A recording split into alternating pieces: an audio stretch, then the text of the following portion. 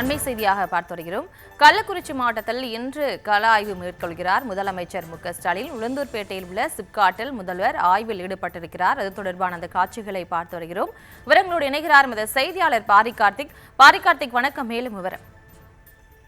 வணக்கம். தமிழ்நாடு முதலமைச்சர் திரு மு.க.ஸ்டாலின் அவர்கள் தற்போது கள்ளக்குறிச்சி மற்றும் திருவண்ணாமலை என 2 நாள் சுற்றுப்பயணமாக கள ஆய்வு மேற்கொள்வதற்காக சென்றிருக்கிறார். அனைத்து மாவட்டங்களிலும் முதலமைச்சர் தலைமையில் கள ஆய்வு மேற்கொள்ளப்பட்டு வருகிறது.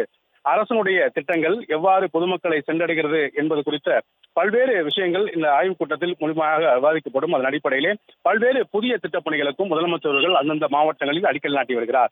அதன் அடிப்படையில் தற்போது கள்ளக்குறிச்சி வீரசோழபுரத்தில் கட்டப்பட்டுள்ள புதிய மாவட்ட ஆட்சியர் அலுவலகத்தை முதலமைச்சர்கள் திறந்து பார்வையிடுகிறார். அதே போல கள்ளக்குறிச்சி மாவட்டத்தில் இருக்கக்கூடிய 1774 கோடியில் முடிவுற்ற பணிகளை திறந்து வைத்தும் புதிய பணிகளுக்கும் அடிக்கல் நாட்டியும் அரசினுடைய நலத்திட்டங்களையும் வழங்கி வருகிறார்.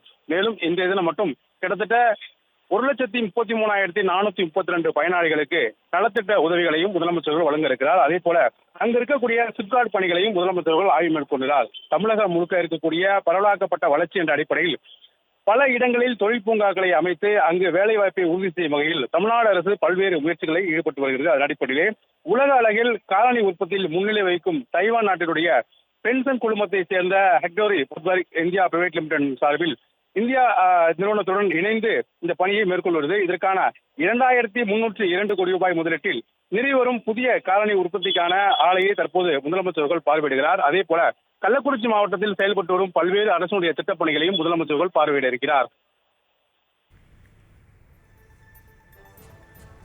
விவரங்களுக்கு நன்றி பாரிகார்த்திக்.